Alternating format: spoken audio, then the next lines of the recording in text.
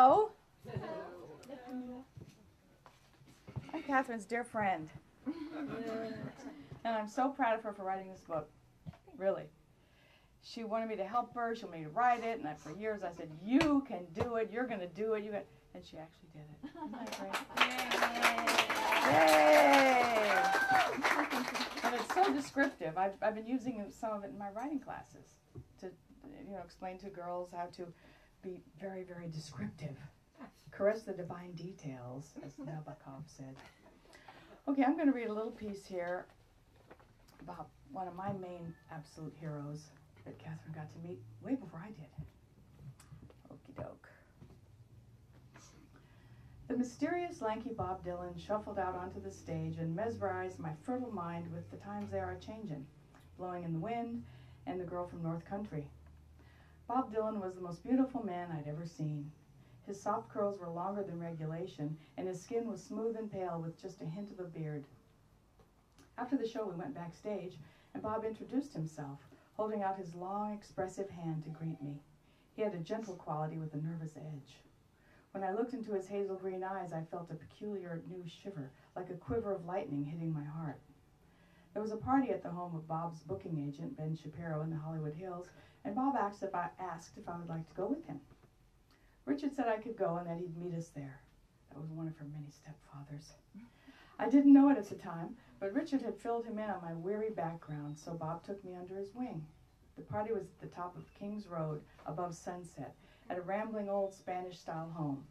The smoldering Sketches of Spain by Miles Davis echoed throughout the amber candlelit rooms that were full of art, antiques, and grainy photographs of blues and folk heroes. The floors were hardwood with oriental rugs and big pillows to sit on. It was all wonderfully bohemian. Bob and I talked for hours in front of the glowing fireplace. He was impervious to the looming amorous folk chicks and record executives who wanted their moment with him. We talked about forgiveness, which was something I'd never even thought about or believed I could accomplish. He told me about strength of spirit, which I knew I possessed, and the freedom of having nothing to lose. He was so right. I'd never had anything to lose. At the end of the night, Bob wrote his phone number and address in Woodstock on a little piece of paper and told me I could call him collect.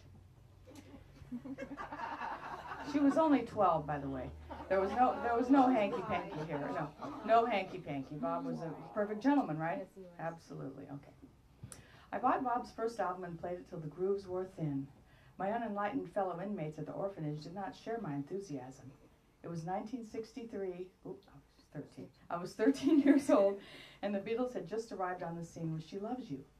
They actually scorned Bob music and hated his voice. They all laughed at me when I played his album, but I defended Bob. You'll see. One day he's going to become a famous poet. I was in love with the sweet, gruff sound of Karina Karina, Pretty Peggy-O, and Baby Let Me Follow You Down. I wondered who Rick von Schmidt was and dreamed of going to Greenwich Village. Mimi bought me a guitar, and I taught myself the chords to Don't Think Twice, It's All Right, and Blowin' in the Wind. My head was full of Bob Dylan's words and of running away to New York City. The next time Bob came to town, he picked me up outside the gate of the orphanage. He was waiting in a white Mustang convertible. Bob didn't drive, but he had his friend Victor Mamutis behind the wheel, and we took the back seat. Of course, I didn't have permission to leave the grounds, but barbed razor wire wouldn't have stopped me. Victor drove us to the beach, dropping us off at the Santa Monica Pier. We played games on the boardwalk, and Bob popped enough balloons at the dart gallery to win me a furry stuffed Tweety bird. There was a funky little beach cafe next to the merry-go-round. We fed a couple quarters into the jukebox and took a seat in the corner. Bob played She Loves You and I Want to Hold Your Hand by the new group, the Beatles. He said he liked their chord changes and played them a few times in a row. Sipping my root beer to the Fab Four and talking with Bob Dylan, I couldn't have been in better company. We discussed my precarious situation. I described how I ended up in the institution and my malevolence toward my mother. Bob said I wouldn't be able to see it now, but one day she'd be friendless and alone. I tried hard to imagine his words, but I couldn't picture my almighty, invincible mother deflated and without an audience. He said this was my life, my gift, that I had choices and didn't need to follow anyone's rules. It's only life, he said. For a 13-year-old, it was a bit cryptic, but I understood the essence. I was free. It was dusk when we got back to the orphanage, and we drove right onto the grounds in the Mustang. Besides the Beatles, I don't think any of my cohorts at Vista Del Mar had ever seen anyone with long hair, and Bob was causing a bit of a stir. Some of the kids gathered around the convertible jeering, "Is it a boy or a girl?" I was mortally embarrassed and later promised the infidels, "One day you're going to remember this and you'll all be sorry." I knew that by bringing Bob and Victor onto the property, I'd forfeited my weekend visit with my grandparents and would be restricted to my room for the next month. I didn't care. It was well worth the price of admission. Another time I slipped out and went with Bob to visit the revolutionary comic Lenny Bruce. I remembered my mother used to go to his shows at the Unicorn, but I had little idea that I was in the presence of another legend. Lenny lived at the top of a hill above Sunset. His home wasn't stately or flash. It was a simple 60s stucco structure with a modern decor and a large picture window that overlooked the Sunset Strip. Bob and I only spent a few hours at his home, but I remember Lenny as looking damp and behaving somewhat frantically. He had a high-powered telescope poised at the window aimed at the famed Schwab's pharmacy. I remember Bob playing Lenny a few of his new songs, and Lenny spending most of the time spying on unsuspecting pedestrians in front of the drugstore.